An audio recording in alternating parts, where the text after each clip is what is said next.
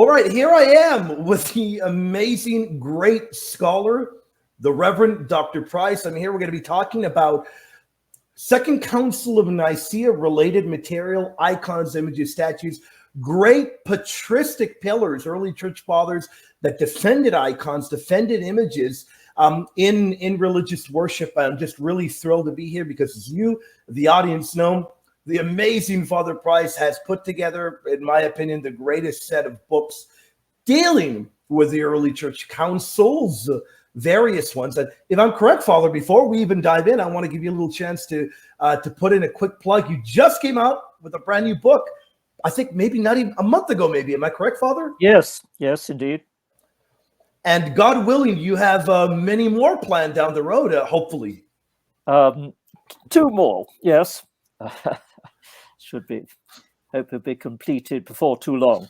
Yes, wonderful. Yeah. Just really thrilled about that. And by the time this show does air, it will be, we're filming early, respective to the time differences, as Father Price is in wonderful England. By the time this does air, people in America will be watching this in the evening. So right down there, you can find links to where you can purchase these amazing books from the Reverend Dr. Price. Today, we're going to be delving into, now, people that may wonder, we've talked about this over in Reason and Theology before, but we're covering material we didn't cover over there today, and perhaps a few other things that are near and dear, not only to my heart, but to Father Price's heart, because, Father, you've done an incredible amount of work in this field, haven't you? Yes, I've been working on councils for, it's now, over 20 years. That's been my focus of my research, and producing, as you know, a whole series of translations with commentary. Yes, yeah, no doubt at all. And those are really a treasure trove, because they're jam-packed with incredible information. And I want to emphasize again to the audience that you will find material translated there that you won't find anywhere else. Today, we're going to be talking about particular church fathers that wrote and talked about sacred images. And the list of fathers that we're going to be talking about today are incredible figures. St. Germanus of Constantinople, St. John Damascene, that these figures may be important for other things as well. For me, when I hear Germanus, when I hear John of Damascene, what comes to my mind, because I do a lot of work in Mariology, immediately what comes to my mind is their defense of the Dormition and the bodily assumption of Mary. Yes, indeed. It comes directly to my mind. They do a lot of incredible work there. But, Father, they also talk about images, don't they? Yes. They had no difficulty at the Second Council of Nicaea in providing a lot of citations from well-known fathers of what I like to call the golden age of patristics, which is between Nicaea and Chalcedon. Athanasius, the Cappadocian fathers, Cyril of Alexandria, John Chrysostom. These are the best known, have remained the most famous of the fathers. And they had no embarrassment about over images. But at the same time, they did not refer to images being venerated.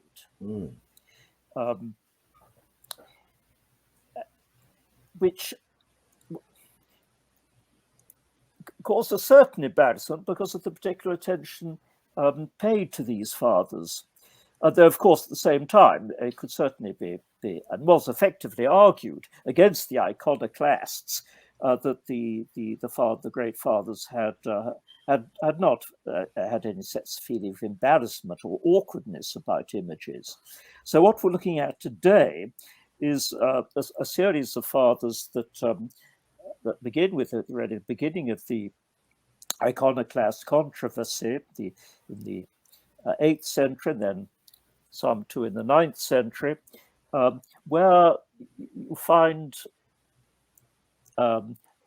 distinguished theologians promoting and arguing in favor of the respect to be paid to images. And that's it's some of those names that we're intending to go through this evening.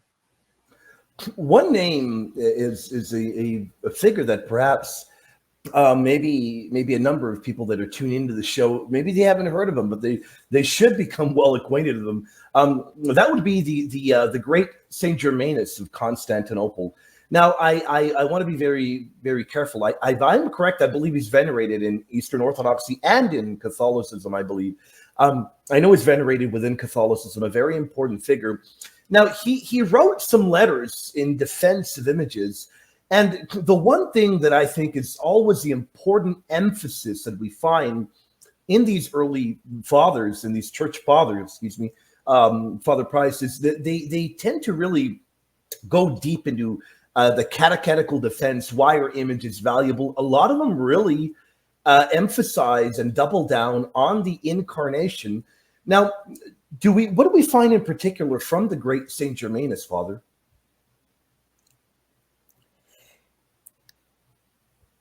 Now, his importance is that he was the Patriarch of Constantinople when the Emperor Leo III introduced iconoclasm, forbidding the veneration of images, leading to to Germanus's resignation and retirement.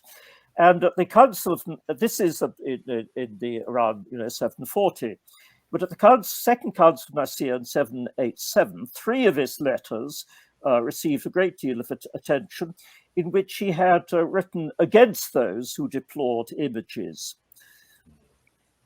And on what grounds does he defend images? Well, he defends them because their catechetical value. They teach us about the saints. They teach us about Christian virtues.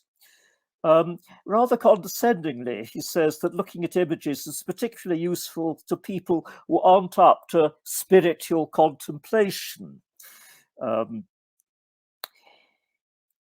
He draws a careful distinction between the mere material of an image, the wood and the paint, and what receives our close attention.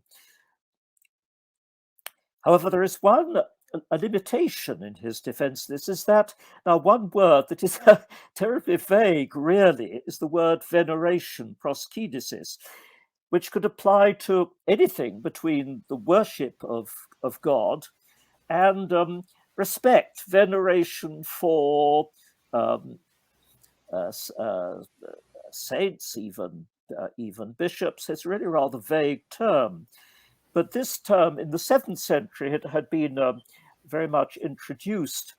I say the fathers of the age between Nicaea and Chalcedon don't use this term of images. They approve of images. They don't talk of venerating them. This did very much come into practice in the 7th century.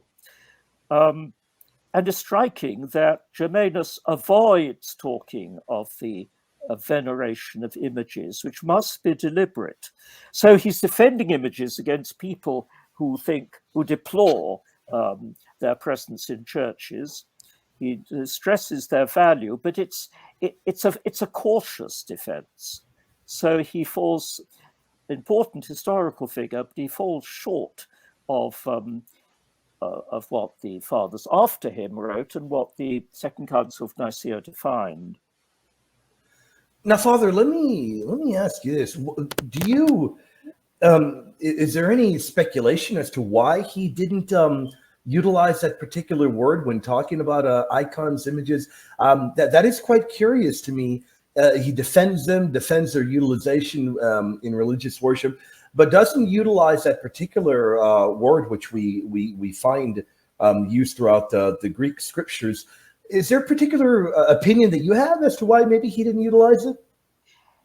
I think it was caution. Okay. You see, he was arguing against people who deplored the presence of images in churches. So yes. He wants to produce, as it were, the least controversial defense of images he can do. And so he stresses their value as a devotional and educational aid. But he avoids actually the term veneration, which he thinks would excite dissension. So he's being careful. I wonder if it was well. I actually don't wonder. I know he would have known the difference in the Greek between the two Greek words proskuneo and latruo. He would know that proskuneo would be in the religious and the Greek text is permissible to give to people in honor, whereas latruo would be the worship given to God alone. He probably still would have known that, but probably was quite cautious in the utilization, right? Yes. I thought so. But that's very interesting. He is now when it comes to Saint Germanus of Constantinople, there's a particular letter to Thomas of Claudiopolis where the use of images, where he's talking about the use of images supplementing the written word.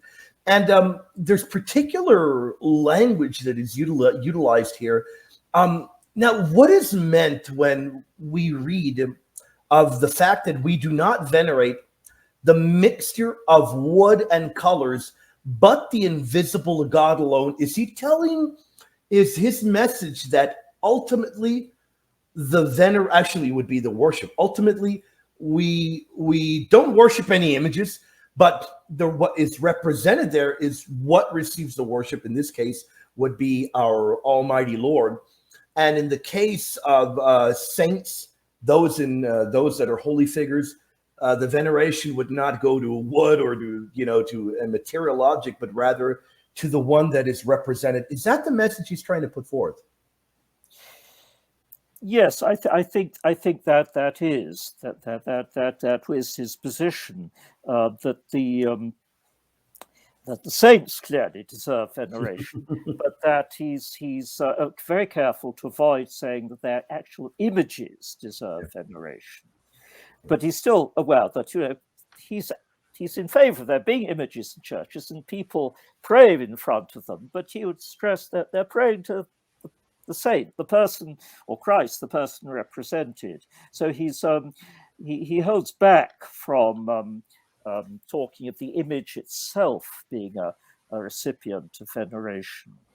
Yeah, that is. Now, let me ask you this: that particular kind of language that he utilizes there, for our modern day individuals, perhaps catechists or those trying to lay out the faith for people, would that not also be a good way of explaining to people, perhaps on the outside looking in, that maybe they're not Catholic, maybe they're not Orthodox, maybe they're just part of the faith that really doesn't utilize images?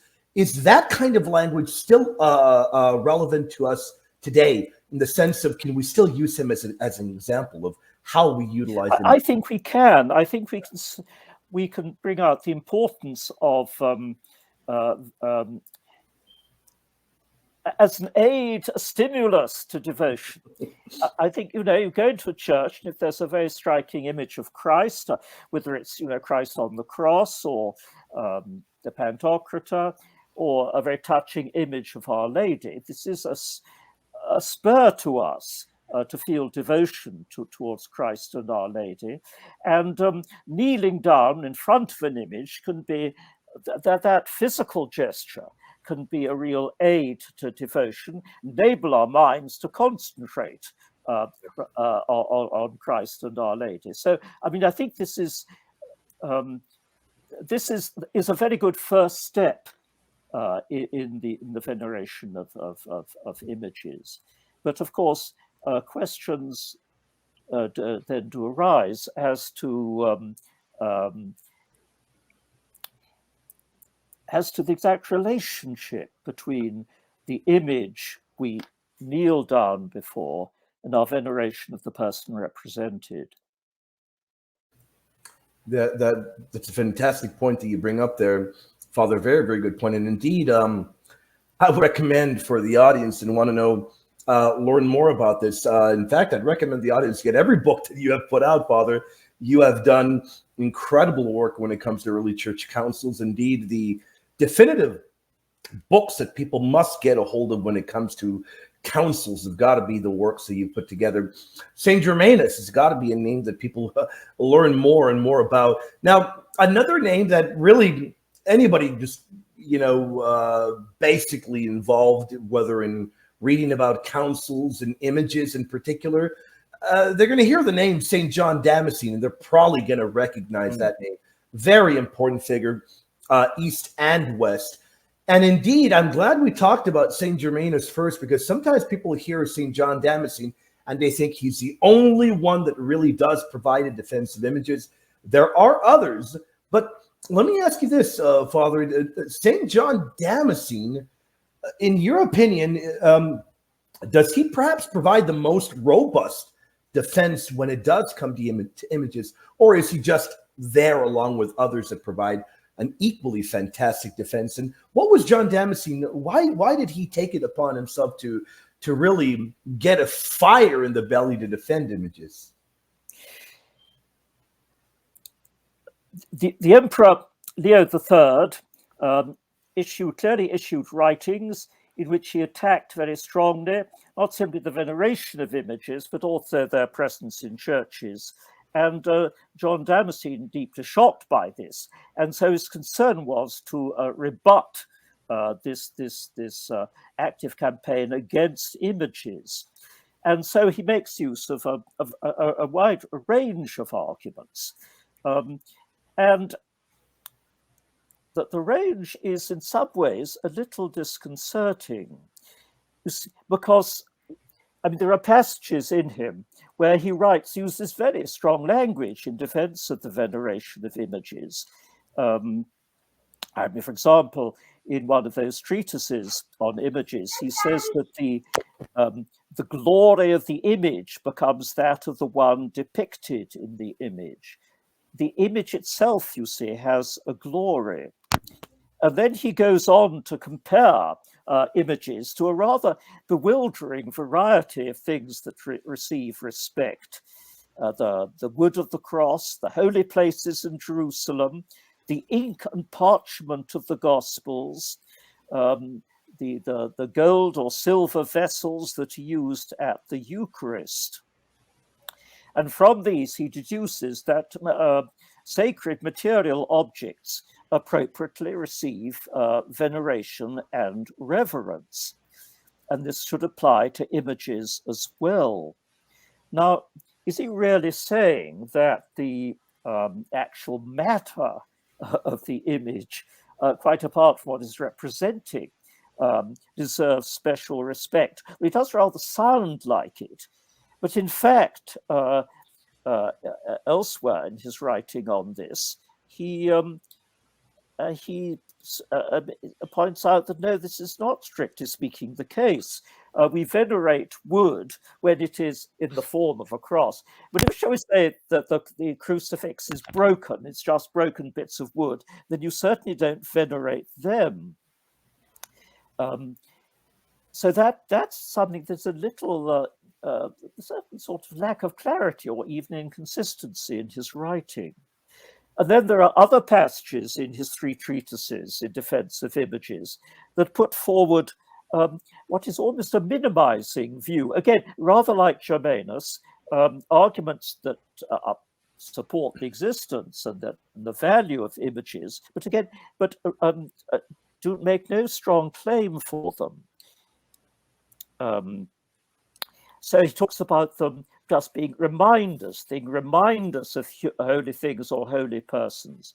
Or he compares images to sermons, and talks of images being books for the illiterate. This again is stressing the catechetical value of images, but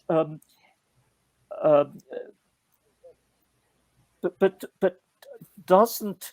So in order, you see, on the one hand, you have these passages where he talks about we must respect matter. You see, matter can be holy through its association with holy persons. It takes on a holiness.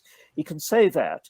Yet, at the other hand, he can say that the matter in itself has no value in itself, and put forward arguments in favour of images that are really a fairly minimal kind.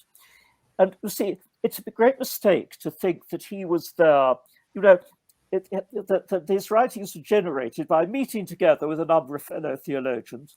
And they all say, yes, of course we venerate images, but how and why exactly? What is the exact status of the image itself as compared to the person who is represented? What is the exact status of the wood or the paint that is an indispensable part of the image? That's not his context. He's not in the context of people trying to define exactly why and how we venerate images. No, this is the controversial work in which he's deploring an emperor who is trying to prevent all veneration of images and would like to see images removed from churches.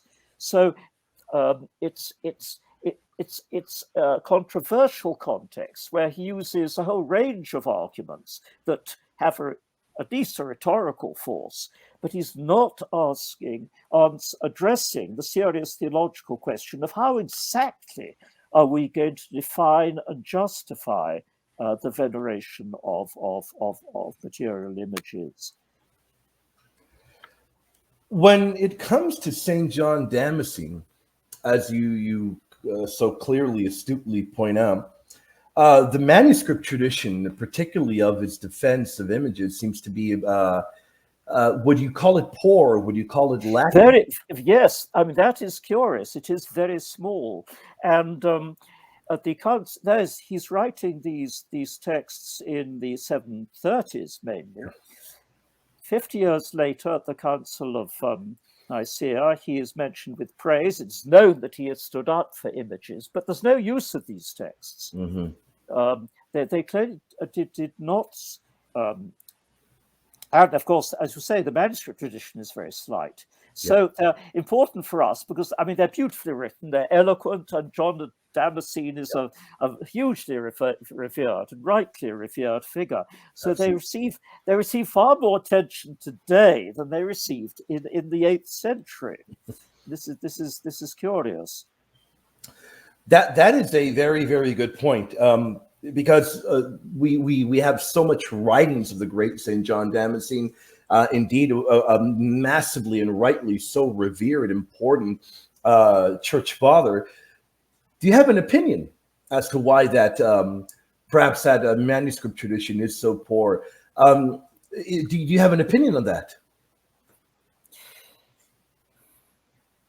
Why? Well, I think there was a feeling that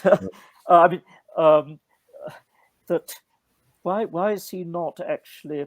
No, it's a bit of a puzzle why these. After all, if they include in the Acts of the Council 3 letters of Germanus, why could they not include material from John of Damascus? No, this is, I think, a bit of a puzzle.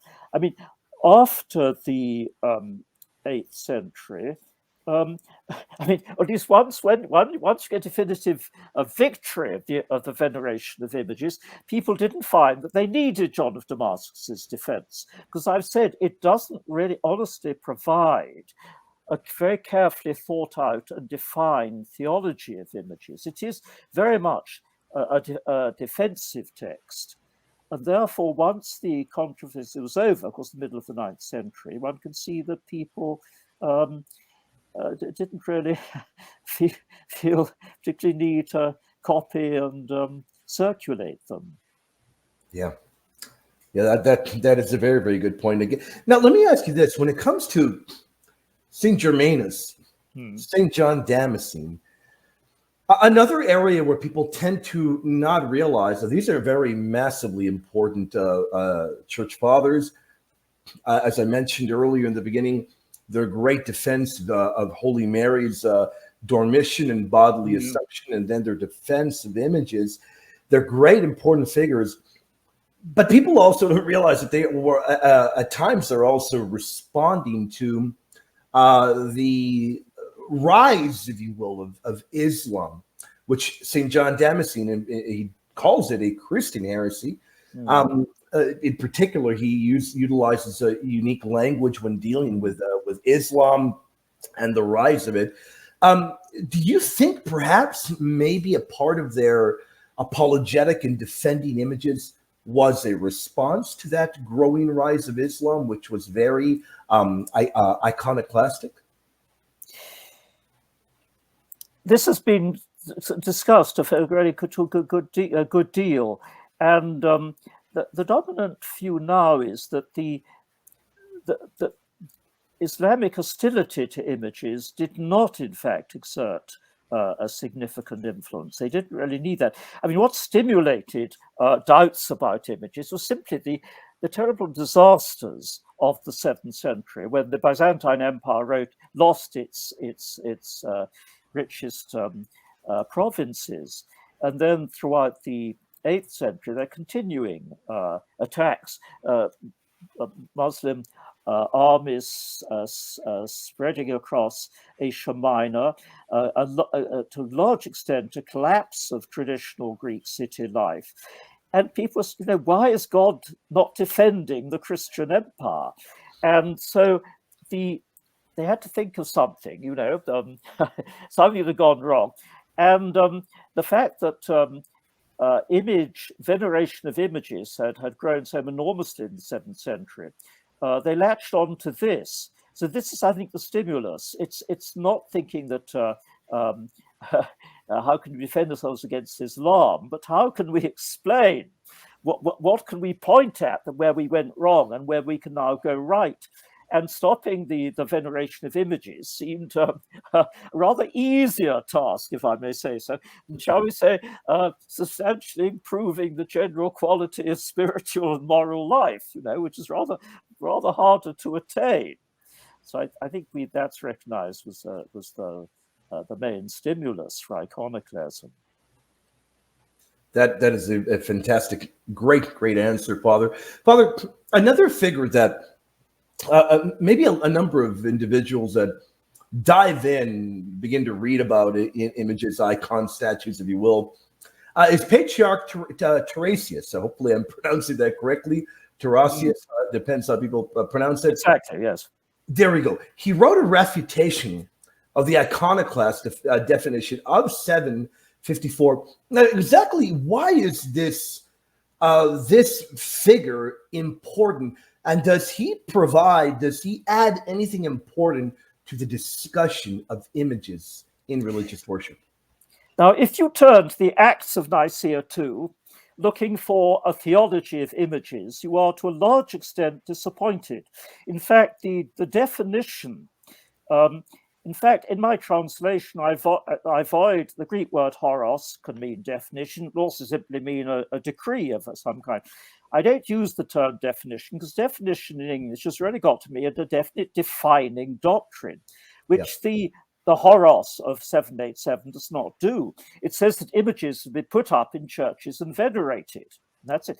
Now, and then in the course of the council, many passages, as a whole session largely consisted of reading of extracts speaking positively of images by various fathers. But that's long way short of really providing a theology of images. The nearest we get to that is a document that was read to the bishops, which was, it gave the text of the a condemnation of images by the Iconoclast Council 754, accompanied by a very lengthy refutation, which probably written by Tarasius himself, though we're not told that specifically, but it appears at this council. And that is a well-argued piece. It doesn't really address, in the way we find particularly useful, some of the key questions. I mentioned that John Damascene's writings on image arrays about the exact nature, what exactly we are venerating. But it does make quite a number of valuable points. I mean, for example, the point that it's always saying that, all a painting can represent is the is the external appearance of Christ. You can't represent his Godhead. So really, an image of Christ is bound to be defective. He says, well, any portrait of anybody can only represent a small part of them, and this is has not been held to be to make all portraits impossible. What about images of emperors that used to be venerated? They're just lifeless statues, if you like, showing their external appearance. But of course, they stand for the whole person. Now, in this context, the thing which he draws attention to is the importance of the name attached to an image. Now, he's thinking certainly the fact that by this date, it is very standard for images, even ones of Christ and Our Lady, who of course are easy to recognize any image of, generally their name is given. And in fact, after the council, this becomes really totally universal.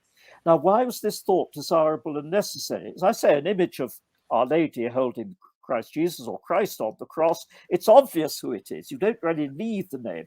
Why is the name provided? And the answer, I think, lies in the fact that when somebody kneels in front of an image and venerates it, they are thinking of the name. If they are praying, they will utter the name. And that makes it clear that the person who kneels and venerates an image is not venerating a bit of mosaic or painting. He is venerating a person whom is perceived as being obviously represented in the image, but in some way present there, so that when you kneel down before an image and pray to it, you are praying to the person represented. Right. And it's the use of the name that makes it clear that the meaning of the image, that it is an expression of the totality of the person represented. And this includes Christ, it includes his Godhead as well as his humanity. And it is intimately related to the fact that we are addressing a prayer to Jesus Christ or Our Lady or one of the saints. So this theme of the importance of the name, which is so stressed, is because it draws attention rightly to what we're talking about is prayer addressed to the image, while the iconoclast tended far too much to talk simply in terms of the image of itself and said this is just a material object, how can it be venerated? But you have to look at the actual context in which how images are treated in the church to see what is going on, what the faithful are actually doing when they kneel in veneration before an image. That is very, very, very important. And I think that now when it comes to this particular figure, do we have a lot of writings of his extant that we can actually look at and really develop a deep theological mindset from, a deep theological image of his mindset? No, I mean, this is really the one text we have, this refutation of the but it's a quite substantial text. Correct. And it's particularly telling, I think, in saying that to say an image cannot represent Christ because all it is showing the the externals of the human body. That he very effectively demolishes. And that is a fantastic point. Demolishes is correct. And the next figure that we are going to examine, indeed, is a saint within the venerated in Catholicism, venerated as well, of course, within Eastern Orthodoxy, is Patriarch Nikephoros. Depending on how people want to pronounce that, I know this is a very important figure. Anybody that delves into the topic of images, icons, their defense, they're going to run into this particular figure as well, despite the fact that he is writing, I believe, in the 800s. Is that correct? Yes, Bob? Indeed. Yes. But he is an important figure nonetheless, right? Yes, I mean he is one of the heroes of the iconophile cause. Now we mentioned that Patriarch Germanus wrote some letters while he was still patriarch, defending the value of images. As I said, as I remember, that he doesn't advocate their veneration, but he talks of their value as a catechetical aid. But then he resigns and goes in retirement and doesn't address the matter further. Now, in contrast, Nikephoros was a much more outspoken defender of images, and for that reason was deposed from the patriarchate. While Germanus simply sort of quietly went into retirement without making a great sort of point about it. And then Nikephoros continued after that to write a whole series of writings in which he advocated the veneration of images. Now, many on the whole, these arguments are ones that, well, you already have there in John Damascene. And what I prefer to draw attention to is certain points that he brings up that had not really been brought up before, but which took on increasingly importance as the 9th century progressed. Now, one of these, which doesn't impress, I'm afraid, really us moderns so much, but was very important then, is he drew attention to the images of Christ made already in his lifetime. Now, we're pretty skeptical whether there were any, but the fact was it was very widely believed in the Byzantine world that there's the famous image that Christ was meant to have sent to King Abdar of Edessa. There are a number of icons of Our Lady that were attributed to St. Luke. And it's a limitation of the actual discussions before his time at the Council of Nicaea. It was terribly based on texts. There's very little reference to actual images. Yep.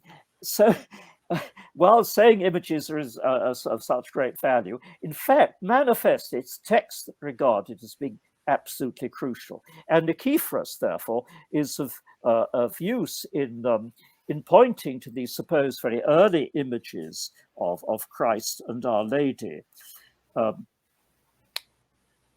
And he also advanced, and these now, just that you now, it's known, of course, the Gospels were written after. They didn't know, they wouldn't date them exactly, but certainly after Christ's, death and resurrection. But these images painted of this image that Christ sent to Abgar of Edessa, or the images of Our Lady painted by St. Luke are older. And so Nikephoros is able to argue that in fact the apostles made use of images and had images painted before they got round to writing the Gospels.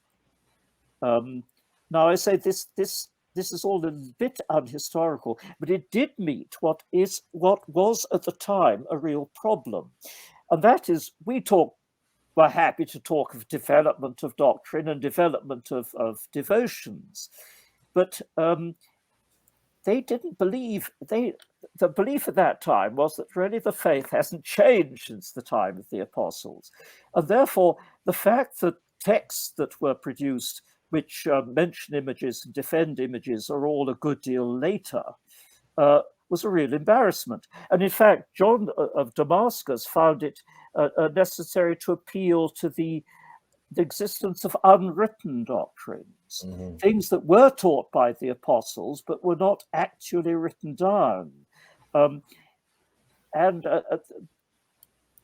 This, of course, is somewhat a strained claim. So Nikephoros is significant because he draws attention to supposed very early icons going back to the 1st century. And this was taken up very much by popular defenders of images and advocates of increasing devotion to images in the after his own time. So this all has an importance in contributing to the development of the cult of images. Those are all fantastic points there, Father. The great points. Now, let me ask you this, because we as you talked about him speaking about images of Christ, portraits of Christ, of Holy Mary, and what have you. Now, when you're right about that. When it comes to the modern day critical reader, this seems it doesn't go too far in impressing them, because we really don't have any writings or any evidence of it. When we look back in history, and we're aware that there are ancient images in churches, and we think of the Church of Dura Europos very early on. Unfortunately, when we look in the you don't have any writings in the Apostolic Fathers indicating such, despite the fact we recognize there's not a voluminous, massive amount of works that you've got from Pope Saint Clement of Rome and Saint Ignatius and what have you. A bit of a reference that we find in Saint Clement of Alexandria, but nothing voluminous. But let me ask you, do you think it's possible that he had some kind of evidence of this that we don't have today? Or do you think it was merely just apocryphal tales that were circulating? What are your thoughts? I'd love to get your thoughts on that.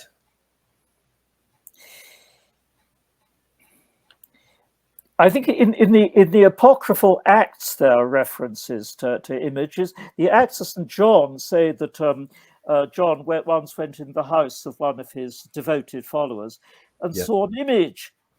There was a portrait image with signs around it of devotion, candles, whatever. And he says, "My God, you've reverted to paganism. Who is this you're worshipping?" And they say, "Well, that's your image." And now he's never seen an image of himself. He doesn't recognize himself. Then he firmly ticks off in the story, ticks off the people. What you are worshipping is simply something dead. But that text is probably second, middle, possibly late 2nd century. So it does point to the fact that the question of images in the Christian context had raised its head. But of course, in this context, still that the strong Christian attacks on pagans for worshipping images inhibits the development of a comparable Christian veneration of images. So I think that is the natural explanation. But it's in the 4th century that images quite clearly start being really quite widespread in churches. But of course, that stage is large. It's not so much portrait images as representations of biblical New Testament scenes. The question of when really get portrait images being venerated, this is harder. But we can say, I think, that the great fathers between Nicaea and Chalcedon recognize that people are aided in their praying to the saints by the presence of images. But as I said, they never actually refer directly to veneration of images themselves. So this was a restriction that becomes common in the 7th century. Now, for us, the notion of these sort of developments is something we can easily take on board, but it was an embarrassment then because of this presumption that whatever we do now and whatever we believe now must go back to the apostles. This is taken for granted. Now, these are great points to bring up, Father. I think of that very clear point of utilization of images in religious worship and then veneration. We've got to note there that sometimes they're not the same thing. And there's nothing wrong with talking about a development of doctrine. Let me ask you this, Father. If we look clearly in the Old Testament, in the book of Ezekiel, we've got images in religious worship in the idealized temple. Josephus, writing in the 2nd century, talks about images being present, but this, despite the presence of these things in historicity in the Bible as well, there must be discussion of a development, because we eventually get to the time of images in religious worship being venerated. So there's got to be a historical development of doctrine. And there's nothing wrong with recognizing that there's this development of doctrine. Is there, Father? There's nothing wrong with recognizing that throughout history, is there? No. The development is, but one is a little careful. The word development can be too easily used by people really talking about what constitutes a change. Sure. Yeah, so if used properly, if we define what we mean by development of doctrine, there's nothing wrong with that. Now, of course, if we're talking about a complete mutation, if you will, or something completely off the rails, that would be definitely unorthodox. A very important figure that we covered there in Patriarch Nikephoros. There's another figure that that at times people they don't even know who he is, or they hear his name and they don't realize what a significant figure we are talking about there. But that is Theodore the Studite. Now, let me ask you this, Father. Is he an important figure when it comes to this discussion, and does he add anything to this important discussion? Well, I've been saying that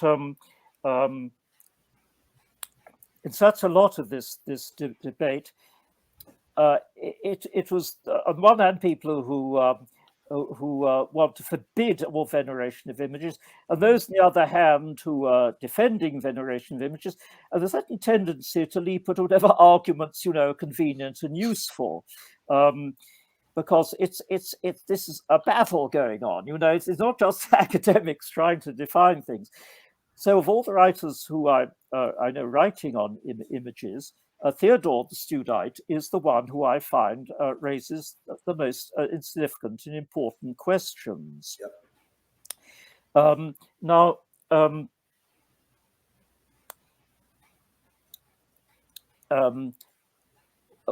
there's one passage from Basil of Caesarea, which comes in its origins in a completely different context. It comes to the question of the St. Paul talks of Christ as the image of the Father, and this raised the question about does this imply that Christ is subordinate to the Father? And Basil of Caesarea says no, because the image receives the fullness of veneration. And in this context, he refers to images of the emperors which are put up in cities and received, a ritual of veneration. And he explains that in this case, and he's also talking about Christ as the image of the Father, that is not that this honor that is paid is inferior. It's in worshipping Christ, we are through him worshipping the one of whom he is the image, namely the Father. In the same way that when we pay any respects to an image, an imperial image, we are venerating not the image in itself as something separate. We're not concocting a special level of veneration that applies to a material image but doesn't apply to the person. No, what happens is that what we venerate in the image is the prototype, is the person himself. And therefore the same degree of honor is paid. Now, say Basil was thinking of the fact that Christ, as the image of the Father in the language of St. Paul, receives the fullness of worship we pay to the Father. And Theodore the Studite applies this to the veneration of images. I mentioned, for example, when he writes, when Christ is venerated, his image also is venerated. One who is venerated is in it. So what he criticizes is the notion that we pay a very high degree, I mean, fullness of worship, we venerate the saint or Christ, and then the image receives somehow a related but lesser degree of veneration. And he says, no, because when you venerate, you're not venerating the image in itself. That might approach idolatry. Through the image, you are venerating the person represented. And therefore, you pay to the image the same veneration that in your soul you are making to the person represented. This, I think, was a very important point, and this surely is right. I mean, it's not simply we don't venerate paint and mosaic, but it's that the person who kneels before an image is not venerating that image as something distinct from the person represented. And therefore, the image deserves, if we venerate a saint, we pray to Our Lady, we should pay the same veneration to images of Our Lady, because as we kneel before her, we are, through the image, contemplating and praying to Our Lady. The image is not something in the way. The image is rather like a window that is open, that opens and leads us through to the person represented. But, of course, a question arises here about images of Christ, because what degree we worship Christ, and we worship his humanity just as much as his Godhead. I mean, this is a central part of the doctrine of the Incarnation, that his manhood, it is not as if we respect his manhood and admire his manhood, and while we worship Almighty God, Christ, it is very manhood that is taken up into the Godhead and receives fullness of worship. This is absolutely standard in our devotion. But what about images of Christ? We don't want to say that an image of Christ receives a lesser veneration, because as if we're inventing a special category of veneration that is devoted to material objects. No, we're not venerating material objects in themselves at all. So that surely what we venerate in the image of Christ is Christ himself, who is revealed to us via the image. And doesn't that mean that we ought actually shouldn't we not actually be should we not be paying the fullness of worship, of latria, actually to images of Christ? Now, this is Theodore's the first person really to get on to this question. I'm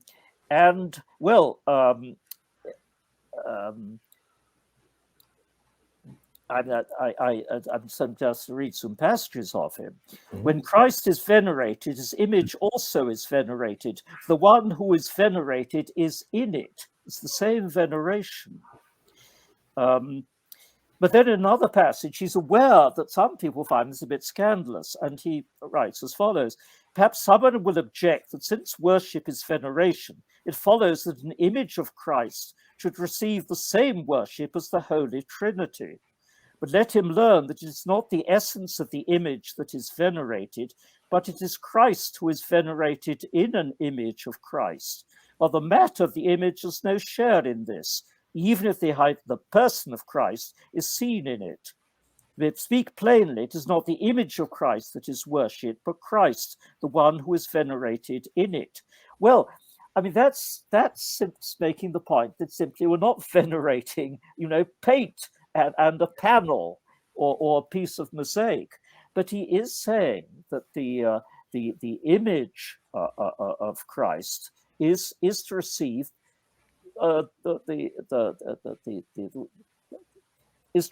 the veneration that we pay to Christ. Now, this is, of course, sounds very bold, but you can see that there's a real. This is a very key question, because on the one hand, it may seem a bit far to say that we pay latria, the ultimate supreme form of worship, to an image of Christ. On the other hand, it would be even worse if we say that we pay a sort of special but lesser degree of veneration to the image, because that is treating the image as if it's something there to be taken by itself in its own right.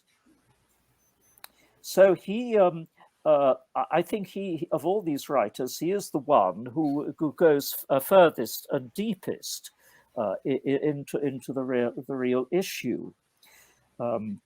I may say, I mean, that this huge concentration in the debate on images of Christ is slightly curious, we would say, because I mean, the great majority of images were not of Christ. And in fact, I mean, who do the faithful pray to for all sorts of practical needs?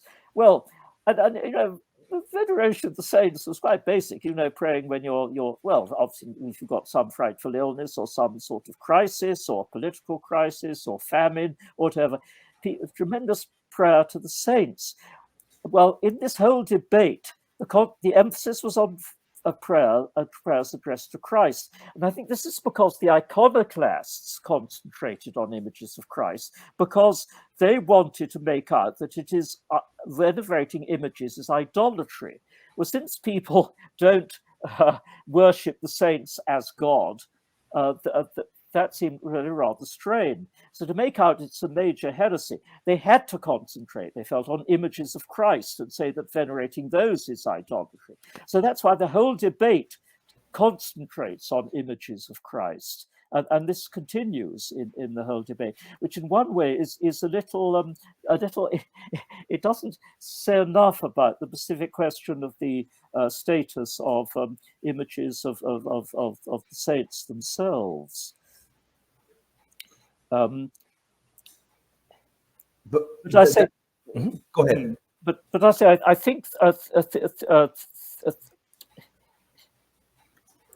Theodore, I think, essentially gets it right, that when we pray before Our Lady or before Christ, the degree of our veneration is determined by the fact that it is Christ who is divine, or Our Lady, the greatest of the saints. Yeah. There's no question of, when we're actually praying to an image, of thinking in terms of some lesser veneration of the image in itself.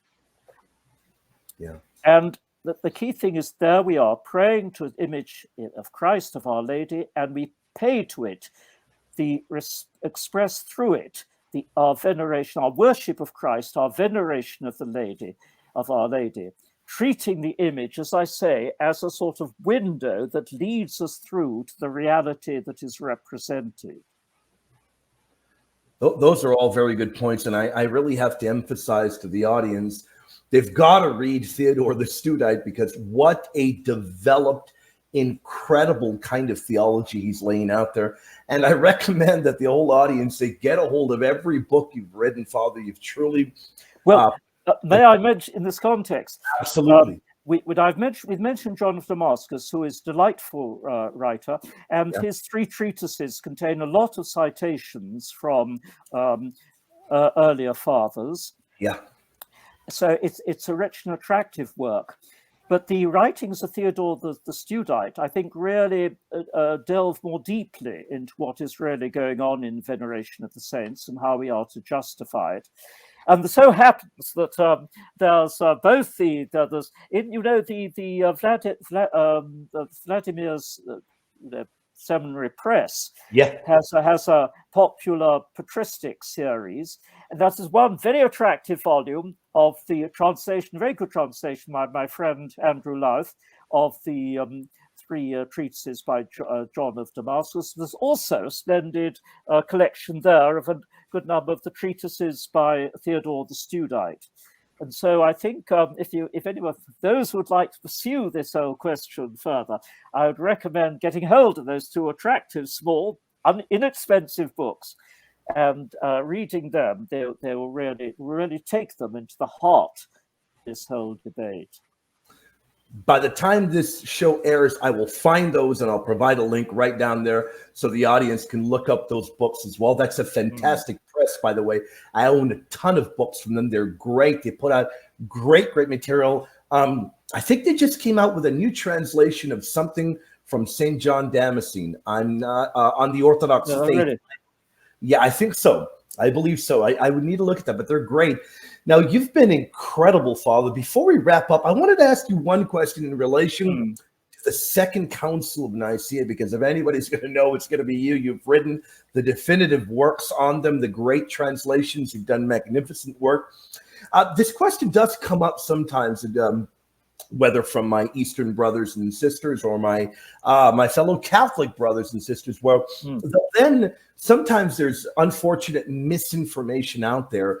And they'll say, okay, well, did the Second Council of Nicaea, we know that images are perfectly fine, they were acceptable. Well, does it condemn statues? Are those okay? Are those, by virtue of the language utilized there at the council, are they also okay to be used in religious worship? And to that particular kind of question, Father, how would you answer that? Statues come up in the debate with reference to statues of the emperors. This had been an absolutely standard feature in late antique life, as in all major cities would have statues of the imperial family, and people expressed their loyalty by acts of veneration addressed to these statues. And when towards the end of the 307, I think, there was an anti-tax riot in Antioch and statues of the imperial family were destroyed. This was regarded as absolute horror. And a large number of soldiers appeared in the city, and there's a real danger of a massacre like the massacre of citizens in Thessalonica at around the same time. And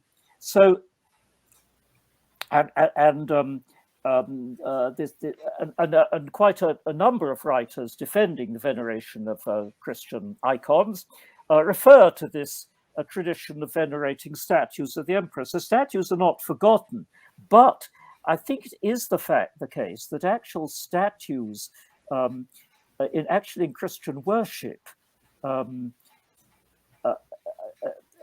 statues were not made of. There are some quite known carvings, Christ as the Good Shepherd and so forth, but it does not appear that statues were erected in churches as object to be venerated, and that is standardly attributed. What other explanation can there be to a fact that be too reminiscent of all the statues of the pagan gods? But they just to be clear, they were not condemned at Second Nicaea. Not at all. No. This wasn't an issue at all. They didn't. No mention was made of them. And in your opinion, do you think that because images and icons were acceptable, do you think that they would fall under that particular category of being acceptable kind of representation to be pretty much acceptable, do you think? I'd have thought so. I can't see why they should have been regarded as being sort of less acceptable than images. I know some Orthodox have said that a painted image is manifestly distinct from the reality, while a statue could be more sort of its purely representative character is not quite so obvious, but that seems to me an artificial point. I mean, statues are absolutely dead. I mean, nobody's going to treat a statue in quite the same way they treat a living human being. Yeah, I agree with you. I don't understand. I encountered that argument. I found it to be unfortunate, really not in line with what the council says at all. I'm glad you've cleared that up very much, Father. In fact, you've cleared up a whole lot. You've presented magnificent information today. There'll be links to everything that we spoke about today in the bottom. Before we wrap up, though, Father, I'd like to give you the time, put in a plug for anything you may be working on. If you want to point your audience to a certain book, webpage, anything, the floor is yours right now, Father, to talk about anything you'd like to talk about before we wrap up.